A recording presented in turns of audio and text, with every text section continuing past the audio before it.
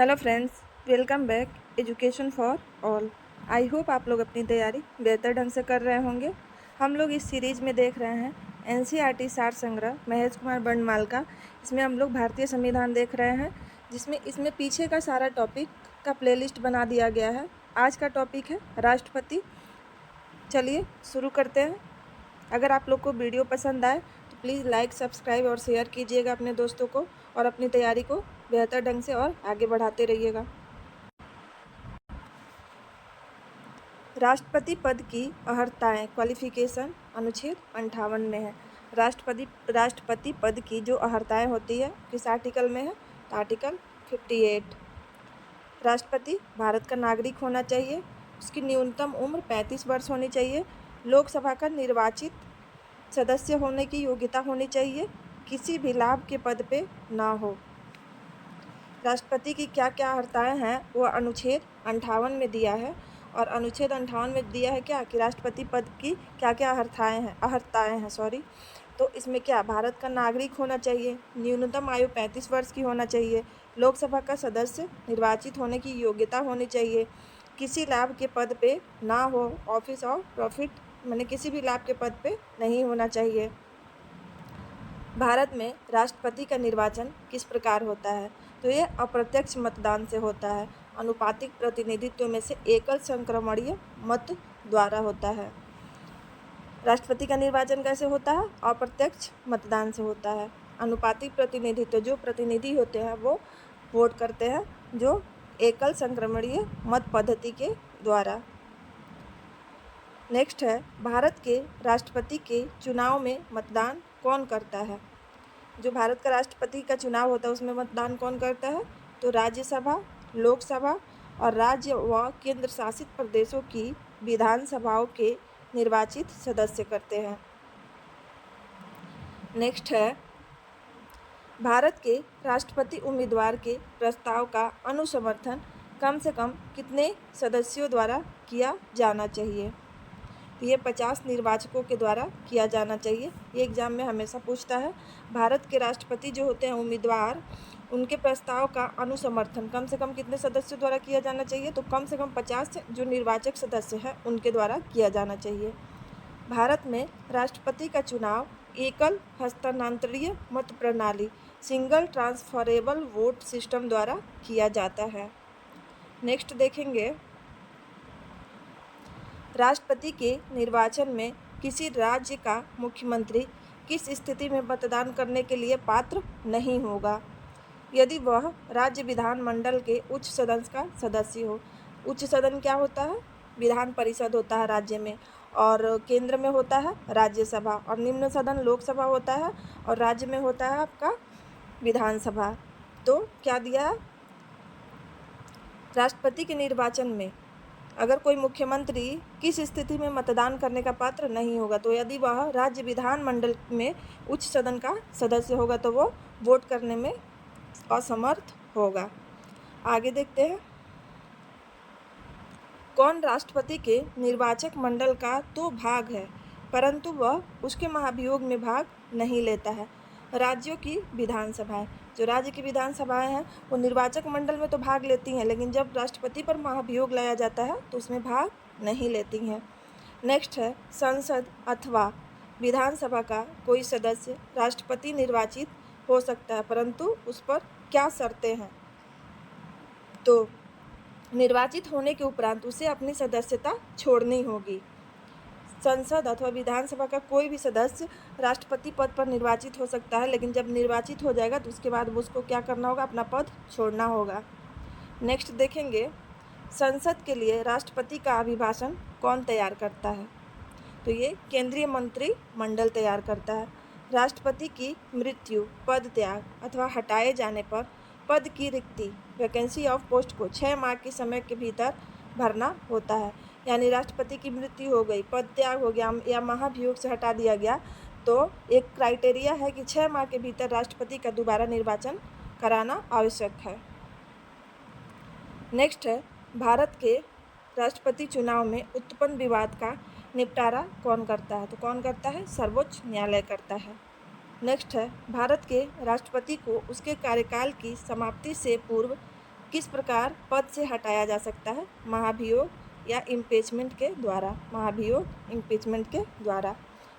Next है, भारत के राष्ट्रपति को उसके पद से हटाने का अधिकार किसे प्राप्त है? तो किसे है? संसद को है। नेक्स्ट देखेंगे, संघ की कार्यपालिका शक्तियाँ किस अनुच्छेद के अंतर्गत राष्ट्रपति में निहित है? संघ की कार्यपालिका शक्तियाँ किस अनुच्छेद के अंतर्गत राष्ट्रपति में निहित है? अनुच्छेद 53 के तहत। अनुच्छेद 61 के अंतर्गत राष्ट्रपति पर महाभियोग संसद के किस सदन द्वारा प्रारंभ किया जा सकता है? तो ये संसद के किसी भी सदन द्वारा प्रारंभ किया जा सकता है, लोकसभा हो या राज्यसभा हो, किसी से भी प्रारंभ किया जा सकता है महाभियोग का। नेक्स्ट है, भारतीय संविधान का कौन सा अनुच्छेद राष्ट्रपति पद के लिए पुनः निर्वाचन की पात्रता निर्धारित करता है? यानी राष्ट्रपति कितनी बार भी निर्वाचित हो सकता है, यह किस अनुच्छेद में है? तो अनुच्छेद 57 में है, अनुच्छेद 57। नेक्स्ट देखेंगे, राष्ट्रपति को कोई भी विषय पुनर्विचार के लिए मंत्रिपरिषद को वापस भेजने का अधिकार किस संवैधानिक संशोधन द्वारा प्रदान किया गया? राष्ट्रपति को कोई भी विषय पर पुनर्विचार के लिए मंत्रिपरिषद को वापस भेजने का अधिकार किस संविधान द्वारा शुरू किया गया था? तो ये 44वें संवैधानिक संशोधन 1978 के द्वारा। नेक्स्ट देखेंगे, भारतीय संविधान के किस अनुच्छेद के अंतर्गत राष्ट्रपति संसद के दोनों सदनों द्वारा पारित किसी विधेयक पर अपनी स्वीकृति रोक सकते हैं? तो अनुच्छेद 111 के तहत रोक सकते हैं। नेक्स्ट है, किस अनुच्छेद के अंतर्गत राष्ट्रपति कुछ आकस्मिकताओं में राज्यपाल के कार्यों के निर्वहन हेतु उपबंध कर सकता है? किसमें? 160 में, अनुच्छेद 160 में। राष्ट्रपति से संबंधित महत्वपूर्ण अनुच्छेद देख लेते हैं। इसका एक ट्रिक होता है, पकानी कोका द्वयोदशम। क्या होता है? पकानी कोका द्वयोदशम।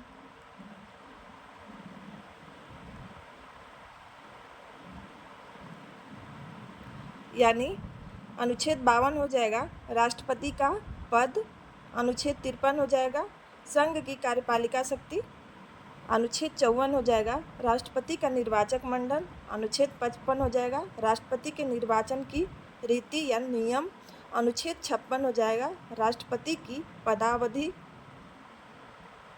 अनुच्छेद 57 हो जाएगा पुनर्निर्वाचन के लिए पात्रता, अनुच्छेद 58 हो जाएगा राष्ट्रपति निर्वाचित होने के लिए अर्हताएं, अनुच्छेद 59 हो जाएगा राष्ट्रपति पद के लिए शर्तें, अनुच्छेद 60 हो जाएगा राष्ट्रपति द्वारा शपथ या प्रतिज्ञान, 61 हो जाएगा राष्ट्रपति पर महाभियोग चलाने की प्रक्रिया,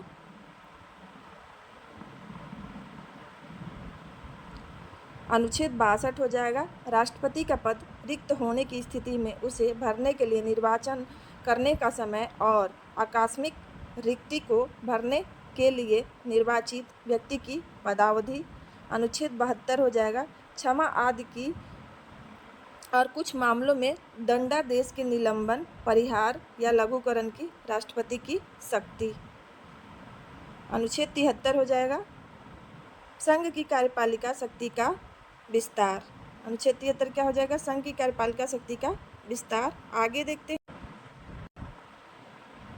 राष्ट्रपति को मृत्युदंड के मामले में क्षमादान करने की शक्ति प्राप्त है, किंतु राज्यपाल को यह शक्ति प्राप्त नहीं है। यानी राष्ट्रपति को क्षमादान की शक्ति है लेकिन राज्यपाल के पास नहीं है। आगे सर्वोच्च न्यायालय के न्यायाधीश को उसके पद से हटाने का अधिकार किसे प्राप्त है? ये राष्ट्रपति को है। भारतीय संविधान के अनुच्छेद 143 राष्ट्रपति को उच्चतम न्यायालय से परामर्श करने की शक्ति प्रदान करता है। नेक्स्ट है, राष्ट्रपति लोकसभा को कब भंग कर सकते हैं? केंद्रीय मंत्रिमंडल की अनुशंसा पर लोकसभा को भंग कर सकते हैं। नेक्स्ट देखेंगे, लोकसभा और राज्यसभा का संयुक्त अधिवेशन किसके द्वारा आहूत किया जाता है? किसके द्वारा किया जाता है? राष्ट्रपति के द्वारा लोकसभा और राज्यसभा का संयुक्त अधिवेशन।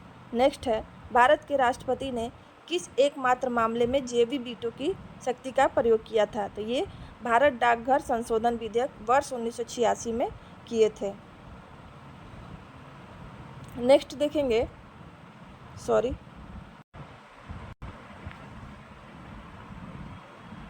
भारत का राष्ट्रपति संसद के दोनों सदनों की चर्चा में भाग नहीं ले सकता है, लेकिन उसका संयुक्त अधिवेशन की बैठक कर सकता है। किसी भौगोलिक क्षेत्र को अनुसूचित क्षेत्र घोषित करने का संवैधानिक अधिकार किसे प्राप्त है? ये राष्ट्रपति को है। राष्ट्रपति द्वारा नियुक्त अधिकारी, माने राष्ट्रपति किन किन अधिकारियों की नियुक्ति करता है, देख लेते हैं उसका लिस्ट। प्रधानमंत्री व केंद्रीय मंत्री, प्रधानमंत्री और केंद्रीय मंत्री माफ कीजिएगा। राज्यों के राज्यपाल। आगे है वित्त आयोग व राजभाषा आयोग के अध्यक्ष एवं सदस्य, उच्चतम न्यायालय और उच्च न्यायालय के न्यायाधीश, भारत के महान्यायवादी तथा नियंत्रक एवं महालेखा परीक्षक, संघ लोक सेवा आयोग के अध्यक्ष एवं सदस्य, मुख्य निर्वाचन आयुक्त एवं अन्य निर्वाचन आयुक्त, राष्ट्रीय मानव अधिकार आयोग के अध्यक्ष एवं सदस्य, अनुसूचित जाति व अनुसूचित जनजाति आयोग के अध्यक्ष एवं सदस्य, संघ राज्य क्षेत्रों के राज्यपाल अथवा प्रशासक, दिल्ली और पुडुचेरी के मुख्यमंत्री। इन लोगों के कौन कर सकता है? राष्ट्रपति। आगे देखेंगे, वर्तमान में राष्ट्रपति का मासिक वेतन कितना है? तो 5 लाख है।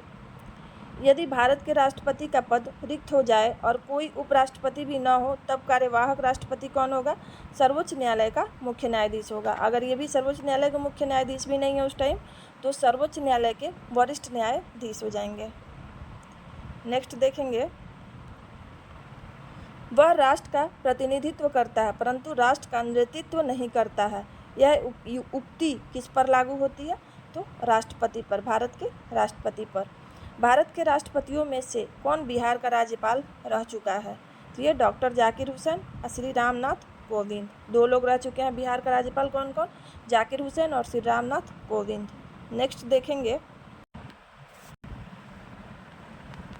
राष्ट्रपति के प्रसाद पर्यंत पद धारण करने वाले पदाधिकारी, संघ के मंत्री, यूनियन मिनिस्टर्स, राज्यों के राज्यपाल, गवर्नर्स, भारत का महान्यायवादी, attorney general of India, etc। Next है, एक विधेयक जो संसद में प्रस्तुत किया जाता है वह किस प्रक्रिया के बाद अधिनियम बन जाता है? राष्ट्रपति के हस्ताक्षर के बाद। जब कोई विधेयक संसद के दोनों सदनों में पारित कर दिया जाए तो राष्ट्रपति को उस विधेयक पर अपनी अनुमति रोकने का अधिकार प्राप्त है, यानी वो अगर साइन नहीं करेगा तो वो विधेयक पास नहीं होगा। निर्विरोध रूप से चुने गए भारत के प्रथम राष्ट्रपति कौन थे? नीलम संजीव रेड्डी। नेक्स्ट है, भारत के राष्ट्रपतियों में से किनका संबंध ट्रेड यूनियन आंदोलन से रहा है? ट्रेड यूनियन आंदोलन से तो कौन है? वराह वेंकट गिरी। नेक्स्ट देखेंगे, भारतीय संविधान भारत के राष्ट्रपति को राज्यों के मुख्यमंत्री की नियुक्ति का अधिकार नहीं देता है। जो भारतीय संविधान है, भारत के राष्ट्रपति को राज्यों के मुख्यमंत्री की नियुक्ति का अधिकार देता है? तो नहीं देता है। राष्ट्रपति का कार्यकाल कितना होता है? पद ग्रहण करने के दिन से 5 वर्ष तक होता है। भारत के किस राष्ट्रपति को मिसाइल मैन के नाम से जाना जाता है? तो डॉक्टर APJ अब्दुल कलाम को। नेक्स्ट है, भारत के मुख्य न्यायाधीशों में से किसने राष्ट्रपति के रूप में कार्य किया था? Justice M Hidayatullah. इन्होंने पील वाला कानून लाया था। धन विधेयक मनी बिल को पुनर्विचार हेतु लौटाने का संवैधानिक विशेषाधिकार राष्ट्रपति के पास नहीं है। धन विधेयक को वो वापस नहीं भेज सकते हैं राष्ट्रपति। श्री रामनाथ कोविंद भारतीय गणतंत्र के राष्ट्रपति के रूप में कौन सा क्रम है? रामनाथ कोविंद का 14वां क्रम था। वित्त आयोग की नियुक्ति कौन करता है? वित्त आयोग की नियुक्ति राष्ट्रपति द्वारा किया जाता है। राष्ट्रपति के रूप में डॉक्टर राजेंद्र प्रसाद ने सबसे लंबी अवधि 1950 से लेकर 1962 तक एवं डॉक्टर जाकिर हुसैन ने कार्यकारी राष्ट्रपति छोड़कर सबसे कम अवधि 1 वर्ष 11 दिन तक कार्य किया था। यानी सबसे लंबी अवधि तक कार्य किए थे राजेंद्र प्रसाद और सबसे कम अवधि तक डॉक्टर जाकिर हुसैन। कितना दिन तक? 1 वर्ष 11 दिन तक। राष्ट्रपति के पास क्षमादान की जो स्थितियां हैं, जब दंड सेना न्यायालय द्वारा दिया गया हो, जब दंड संघीय विषय से संबंधित विधि के विरुद्ध अपराध के लिए दिया गया हो, जब दंडादेश मृत्युदंड हो। नेक्स्ट है राष्ट्रपति के विरुद्ध महाभियोग संसद द्वारा चलाई जाने वाली एक अर्ध न्यायिक प्रक्रिया है। राष्ट्रपति के विरुद्ध जब अगर महाभियोग लाया जाता है तो वो एक अर्ध न्यायिक प्रक्रिया है। आई होप आप लोग को वीडियो पसंद आ रहा होगा। इसका PDF टेलीग्राम चैनल में दे दिया गया है। वीडियो का लिंक चैनल में ऐड कर दिया गया है। आप लोग जाके वहाँ से टेलीग्राम चैनल का लिंक ले सकते हैं और PDF ले सकते हैं। अपनी पढ़ाई बेहतर ढंग से करते रहें। Thank you.